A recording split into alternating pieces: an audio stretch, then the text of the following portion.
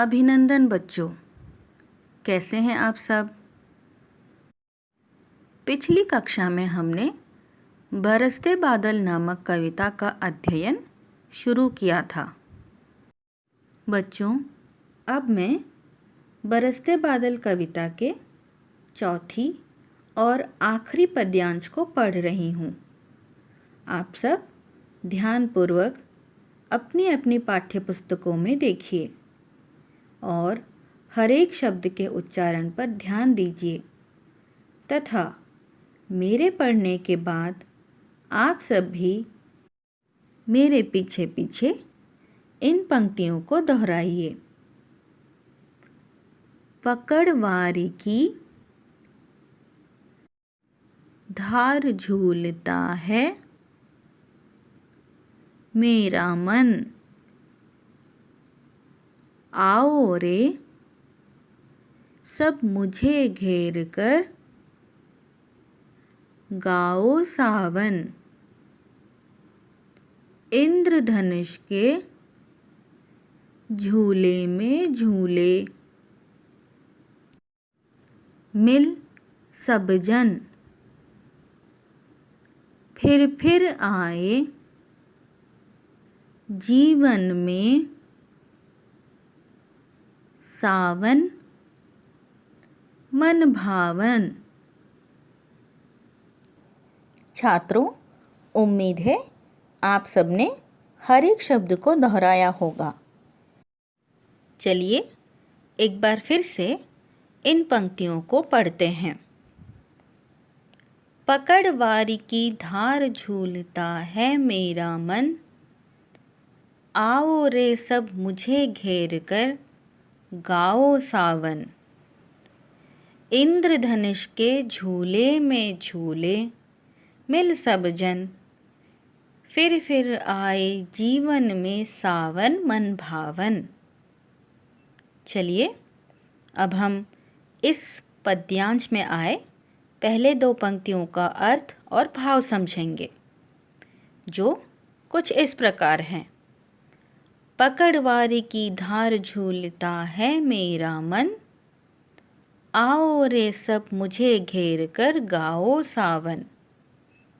बच्चों, वारी शब्द का अर्थ लिखिए पानी या जल।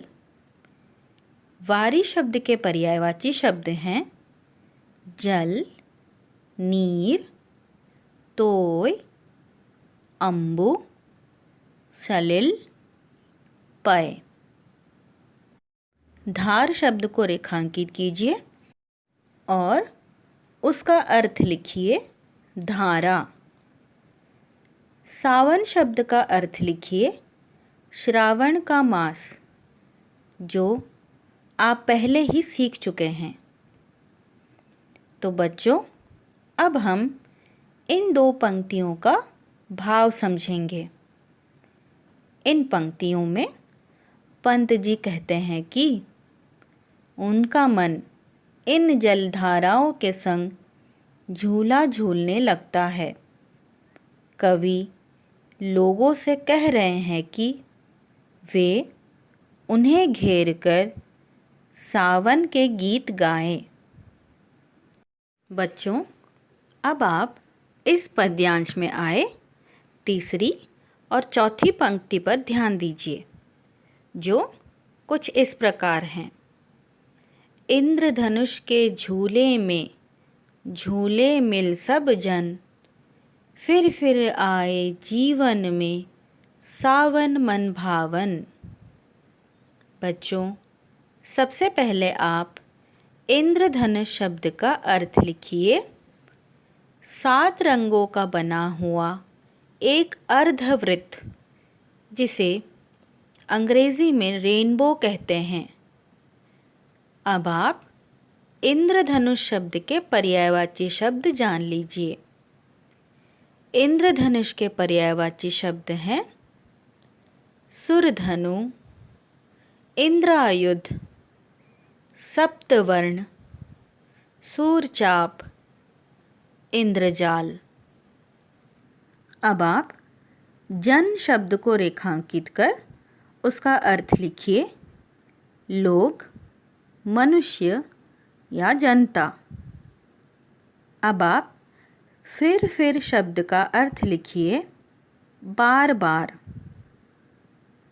मन भावन शब्द का अर्थ है मन को भाने वाला या मन को अच्छा लगने वाला, यानी कि आकर्षक।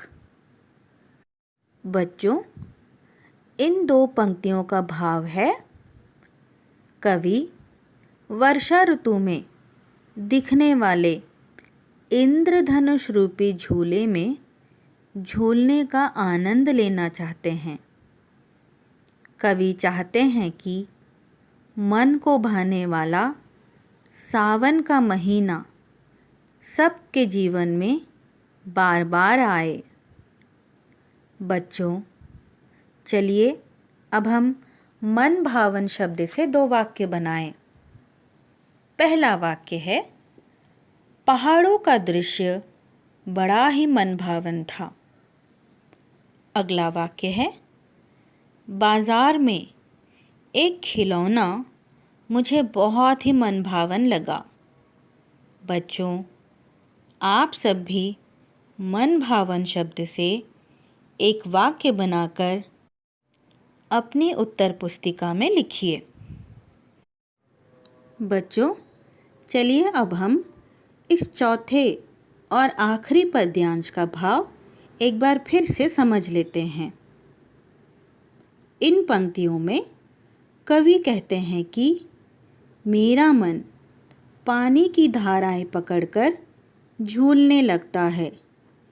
आप सब आइए और मुझे घेरकर सावन के गीत गाइए। हम सब मिलकर इंद्रधनुष के झूले में झूलने का आनंद लेंगे।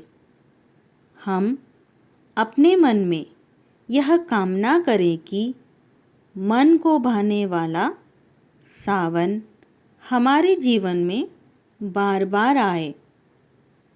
इन पंक्तियों में कवि ने अपनी मनोदशा के बारे में बताया है।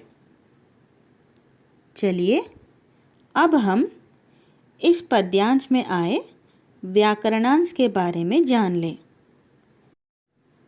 वारी शब्द एक तत्सम शब्द है और उसका तद्भव रूप है पानी।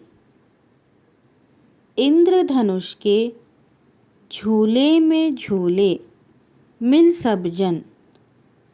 इस पंक्ति में झूले शब्द का प्रयोग 2 बार हुआ है। पहला झूले शब्द एक संज्ञा है तथा दूसरा झूले शब्द क्रिया शब्द है।